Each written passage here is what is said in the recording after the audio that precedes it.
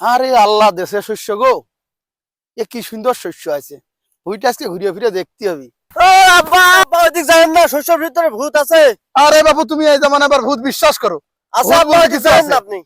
শোনেন আব্বা, শস্যের ভিতরে কলাম ভূত আছে। আর এই ভূতের তেজ আপনার ছেলে সহ্য করতে পারেনি, আর আপনি মুরব্বী মানুষ কিভাবে তেজ সহ্য করবেন? তাই তো করছি ওইদিক যাবেন না। এই ভূত- আরে বাবু, চলো সিঁড়ি দেখি কি হয়, চলো আগে হাঁটো। দুই বাপিটা থাকলে কোনো ব্যাপার নাকি?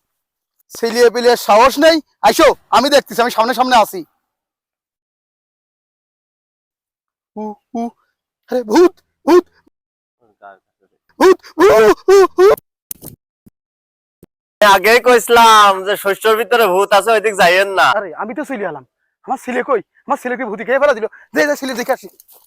শস্যের ভিতরে ভূত দেখাই আজকে আব্বার ফাটাইয়ে দিছি। আজকে দিনটা আমার আর তোমার খালি।